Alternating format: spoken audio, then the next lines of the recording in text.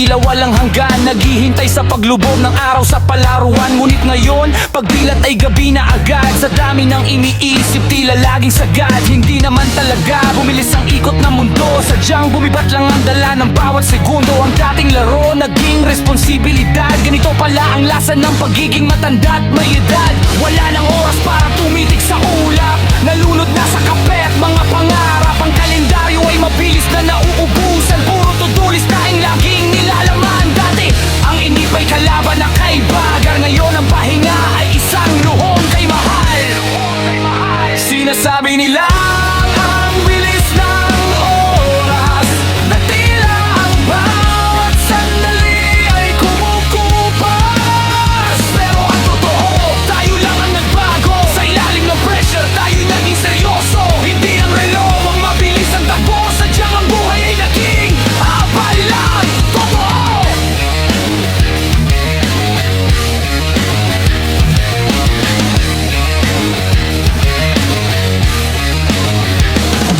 Miss ko na yung panahon wala pang hinahabol. Hindi tulad ngayon laging may kailangang ihabol sa trabaho, sa bayarin, sa bawat obligasyon. Nakalimutan na ang sining na malayang bakasyon, na quality pala ay may kasamang pait. Ang bawat minuto tila laging gipit, kaya't kahit pagod susubok pa ring huminto. Damhin ang hangin, hanapin ang sariling sentro. Hindi man maibalik ang bagal ng kahapon, yayakapin na lang ang hamon ng ngayon. Dahil ang pagtanda ay hindi lang pagmamadali, kundi paghahanap ng saysay sa bawat mensahe.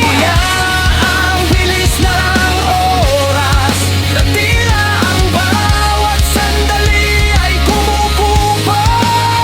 Pero ang totoo, tayo lang ang nagbago. Sa ilalim ng pressure, tayo'y naging seryoso. Hindi ang relo ang mabilis ang takbo, sadyang ang buhay ay naging abal lang. Totoo! Ang mga kaibigan, bihira na akong magkita. Dati araw-araw, ngayon ay kamusta na lang sa balita. May kanya-kanya na mundo, may kanya-kanyang bitbit. Ang dating malapit, naging istulo, kahirap isingit. Akala natin ang mundo ang nagmamadali, sadyang ang listahan lang natin ang wala ng pagkakamali. Tinitignan ang mga litratong luma sa album, saan napunta ang batang walang inaalumom. Ang bawat taon ay kalbahinan na mabilis mabaliktad, habang ang ating mga pangarap ay pilit na lumilipad. Sa magitan ng ano ang gusto ko at ano ang kailangan, doon natin naramdaman ang tunay na bigat ng pinapasa. Sinasabi nila ang bilis ng oras, na tila ang bawat sandali ay kumukupas.